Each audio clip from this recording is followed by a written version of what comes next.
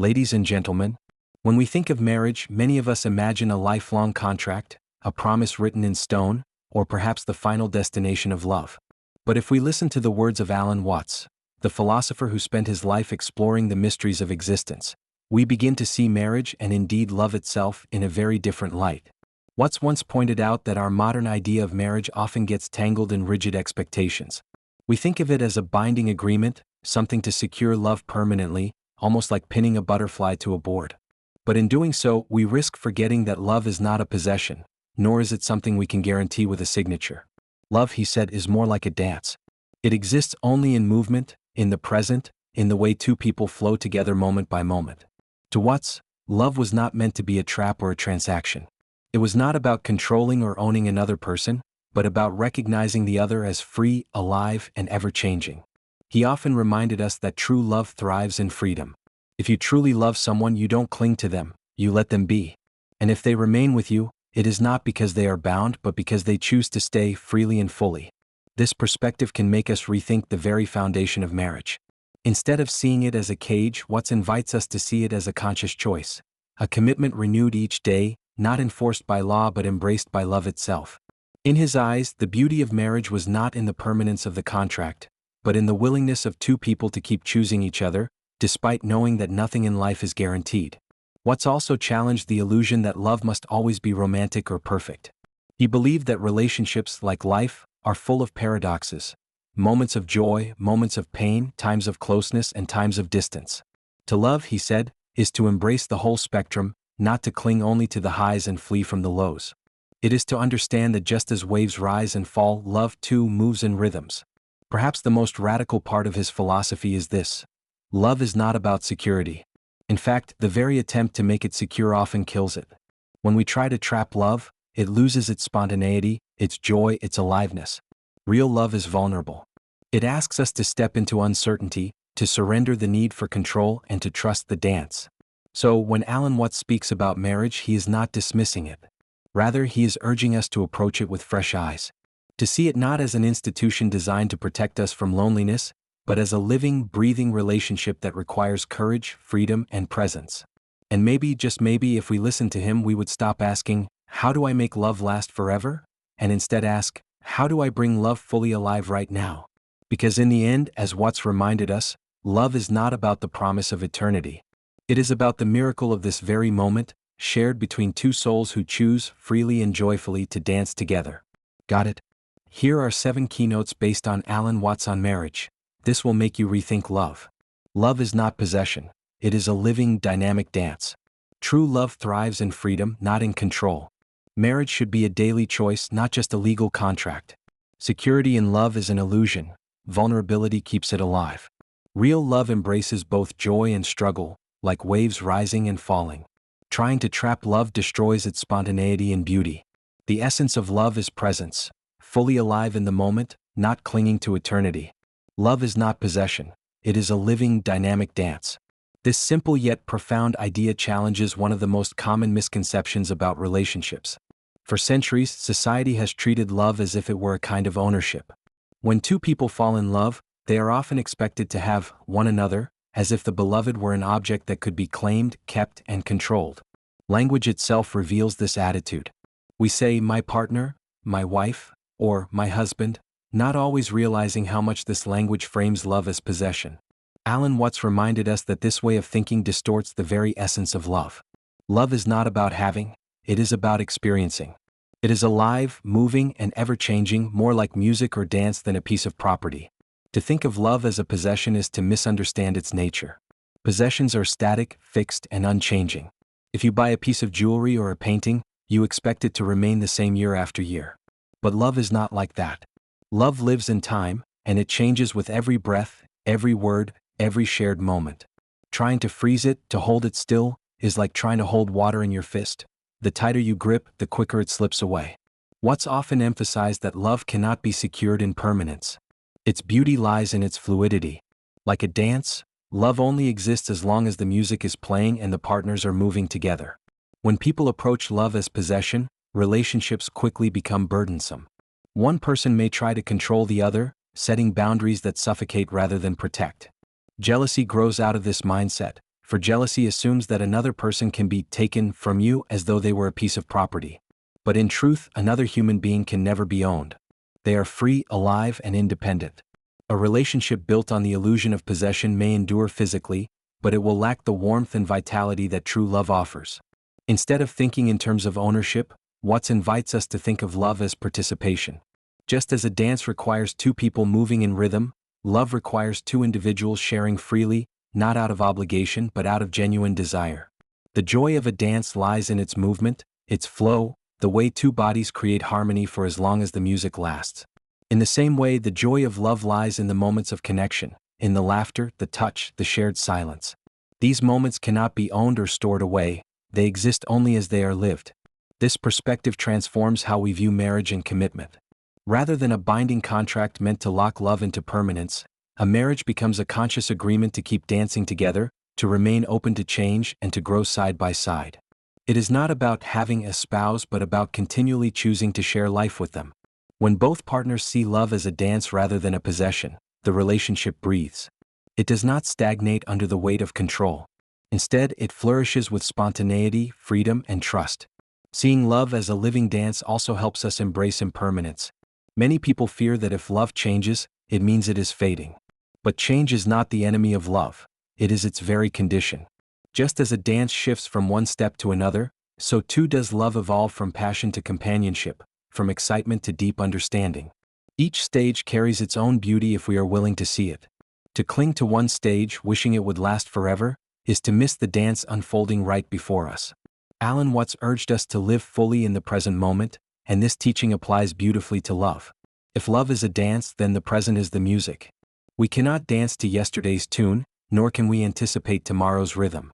All we have is now, the smile across the table, the warmth of a hand held, the comfort of being known. To love in this way is to celebrate each step of the dance as it happens, without trying to trap it, freeze it, or claim it as our own. Ultimately, to see love as a dance rather than possession is to honor its true nature. It frees us from the illusion of ownership and allows us to experience the richness of connection without the burden of control. It teaches us to let love flow, to move with it, and to cherish the fact that, like all dances, it is beautiful precisely because it cannot be held forever. In this way, love becomes not a cage but a celebration, not a possession but a living, breathing art. True love thrives in freedom, not in control. This idea goes against many of the ways society has been conditioned to think about relationships. From childhood, we are taught to see love as something that must be secured, defined, and protected. We hear stories of people holding on to those they love, of building fences around the relationship so that no one else can enter. But Alan Watts challenged this very mindset, showing us that love withers when it is confined. Real love, he said, blossoms only when both people are free to be themselves, unforced and unpossessed. To understand this, we need to reflect on the nature of freedom itself. Freedom does not mean chaos, nor does it mean living without care for another person's feelings. In the context of love, freedom means allowing someone to exist fully as themselves, without trying to mold them into an image of what we want.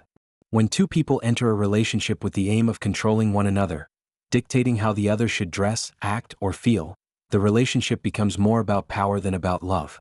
Control is born of fear. Fear of losing the other, fear of being abandoned, fear of change. But the attempt to control someone is the very thing that drives love away. Watts described love as a mutual recognition of freedom. To love another is to respect their autonomy, to see them not as an extension of yourself but as a unique being with their own path. This is difficult for many because it requires trust, and trust involves risk. If you give your partner freedom, there is always the possibility that they may walk away. But Watts reminded us that if someone stays with you only because they are bound or controlled, then their love is not real. Genuine love is proven in the choice to remain, not in the inability to leave. When love thrives in freedom, it becomes an act of continual willingness. Every day, two people wake up and choose to be together, not because they are trapped by obligation, but because they genuinely want to share their lives. This makes the bond stronger, not weaker. Paradoxically, freedom creates the space for deeper commitment because both people know they are there out of love, not compulsion. The relationship becomes a garden tended with care, not a prison built with walls. One of the most powerful aspects of this perspective is the release of jealousy and insecurity. Jealousy is the child of control. It emerges when we believe another person belongs to us and could be stolen. But if we embrace freedom, jealousy has no ground to stand on. We recognize that no one can truly be taken from us. This perspective also prevents love from becoming mechanical. In many marriages, routines take over: work, children, responsibilities, and the spark of love can get buried under obligations. When marriage is seen as a daily choice, partners are reminded to stay awake to one another, to notice the small details, to offer affection, and to keep the connection alive. Love is not assumed, it is renewed. Seeing marriage as a daily choice also restores equality between partners. In a contract-driven mindset, power can sometimes become imbalanced. One may feel owed loyalty or obedience simply because of the vows. But if both partners see themselves as free individuals who can leave at any time, then the relationship rests not on obligation but on willingness. This creates an environment where gratitude replaces entitlement. Instead of saying, "You must stay with me because you promised," each person says, "Thank you for choosing me again today." The daily choice also brings humility into marriage. It reminds us that nothing is guaranteed, that love is a gift we must not take for granted. This humility leads to deeper appreciation for the moments we share. It shifts the focus from permanence to presence, from trying to lock down the future to celebrating what is happening here and now. Of course, this does not mean marriage should be unstable or fragile. On the contrary, when partners make the daily choice to love, the marriage becomes stronger because it is built on conscious intention rather than blind habit. Each day adds another layer of commitment, not because the law demands it, but because the heart does. This kind of marriage is not a static contract but a living relationship, full of movement and renewal. Alan Watts wanted us to rethink marriage, not as a prison of obligation but as a dance of choice. The true beauty of marriage lies not in the promise of forever made once, but in the continual promise of "I choose you," made over and over again. When love is renewed daily, marriage becomes not a duty but a celebration, a conscious, joyful act of choosing to walk together through life. Security in love is an illusion. Vulnerability keeps it alive. At first, this may sound unsettling because most people enter relationships precisely seeking stability and safety. We long for reassurance, a promise that the person we love will never leave, that the bond will remain unbroken. We write vows, exchange rings, and sign documents, all in an attempt to secure what is, at its core, a fleeting and dynamic experience. Yet Alan Watts argued that this very pursuit of security in love often destroys the very essence of what makes it beautiful. Love is not meant to be locked away, it is meant to be lived with openness and vulnerability. The illusion of security comes from the desire to make love permanent, to guarantee it against the uncertainties of life. People hope that by formalizing the relationship, through marriage, contracts, or societal recognition, they can preserve love forever. But love is not like money stored in a bank or property held by law. It cannot be possessed or protected in that way. To treat love as something secure is to reduce it to a lifeless object, when in reality, love is alive only in the fragile, fleeting moments of connection. Vulnerability, on the other hand, keeps love alive because it acknowledges love's true nature. To love someone deeply is to accept the possibility of loss, rejection, or change. It is to open your heart knowing full well that it can be broken. This vulnerability is not a weakness but a strength, because it makes the experience of love more genuine. If there were a guarantee of permanence, love would lose its intensity. It is precisely because we know love could end that it feels so precious when it is here. Consider the way people treat life itself. If we believed we were immortal, life would lose its urgency and value. It is the knowledge that life is finite that makes us cherish each day. Love works in the same way. The awareness of its fragility sharpens our appreciation for the present moment. Each act of kindness, each embrace, each shared laugh carries weight because it is not guaranteed to repeat. Vulnerability turns love into something sacred, reminding us never to take it for granted. When people cling to the illusion of security, they often fall into patterns of control. One partner may attempt to restrict the other's actions, fearing that freedom will lead to abandonment. Rules, demands, and obligations are put in place to simulate security. But instead of protecting love, this control suffocates it. A love that is forced or bound is no longer free, and without freedom, it ceases to be love at all. Watts emphasized that real love cannot be coerced. It must always be a choice, and choices are meaningful only when they are made freely. Vulnerability also creates space for honesty. When both partners admit that nothing is certain, they can speak openly about their fears, needs, and desires. There is no facade of perfect security to uphold. Instead, there is a shared recognition of humanity, with all its imperfections and risks. This honesty deepens intimacy, because both people feel seen and accepted in their rawest form. It is not about promising eternal perfection but about saying, I am here with you now as I am, and I choose to share myself with you despite the risks. Another important aspect of vulnerability in love is that it fosters growth. When we try to secure love, we often resist change, fearing it will destabilize the relationship. But people inevitably change, through experiences, challenges, and personal growth. If a relationship is built on the illusion of security, change becomes a threat. In contrast, when vulnerability is embraced, change is welcomed as part of the journey. Love adapts and grows with the individuals involved, rather than resisting their evolution. Living with vulnerability in love requires courage. It means letting go of guarantees and stepping into the unknown with trust. But in doing so, love becomes more authentic because it is no longer propped up by external securities. It thrives on the willingness of two people to risk their hearts for the sake of connection. This kind of love is alive, vibrant, and deeply fulfilling because it is real. Ultimately, Watts wanted us to see that the beauty of love is inseparable from its impermanence. We cannot make love secure without destroying its essence. What we can do is embrace vulnerability, knowing that it keeps love honest, fresh, and alive. It is in the openness to loss that love gains its depth, and it is in the absence of guarantees that love becomes a courageous, sacred act. Love is not about finding security, it is about learning to dance gracefully with uncertainty. Real love embraces both joy and struggle, like waves rising and falling. Many people approach relationships with the expectation that love should be constant bliss, an unbroken stream of happiness and harmony. Movies, stories, and cultural ideals often depict romance as a perfect union, free from conflict or disappointment. But Alan Watts reminded us that such an expectation is not only unrealistic but also damaging. Love, he said, is like the rhythms of the ocean. Waves rise, waves fall, and both movements are part of the whole. To embrace love fully is to welcome not just the joy it brings but also the inevitable struggles that come with it. When we think of love as only joy, we set ourselves up for disillusionment. The first rush of romance may feel like it will last forever, but over time difficulties arise. Misunderstandings, differences in personality, and external pressures all test the bond. Many people panic in these moments, thinking that struggle is a sign the relationship is failing. But Watts taught that struggle is not a sign of failure, it is a sign of life. Just as waves cannot exist without both the crest and the trough, love cannot exist without both joy and challenge. The presence of difficulty does not mean love has ended, it means it is real. Struggles in love serve a purpose. They reveal the depth of our commitment, the strength of our patience, and the resilience of our connection. Without them, love would remain shallow and untested. Just as a ship proves its seaworthiness not in calm waters but in storms, relationships reveal their strength in times of conflict and hardship. When partners learn to navigate these storms together, they discover a deeper sense of unity. Struggle becomes the crucible in which love is refined, stripped of illusions, and made more enduring. This rhythm of joy and struggle also mirrors the nature of human beings. We are not static creatures. Our moods shift, our desires evolve, and our circumstances change. It would be impossible for two people to remain in perfect harmony at all times. Friction is natural when two lives intertwine so closely. What matters is not avoiding all conflict but learning how to move through it with compassion and understanding.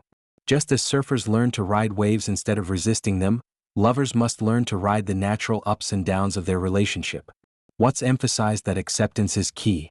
If we cling only to the joyful moments and resist the struggles, we will suffer more.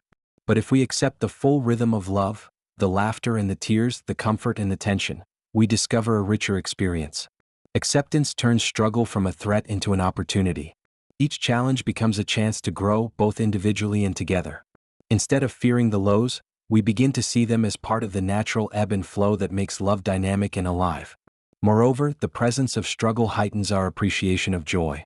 Just as night makes us value the day and winter makes us cherish the warmth of summer, challenges in love make the moments of harmony even more precious. Without contrast, joy would lose its meaning. The beauty of a tender reconciliation after conflict, or the sweetness of laughter after days of hardship, cannot be experienced without first enduring the struggle. Love's joy shines brighter because it is framed by the shadows of difficulty.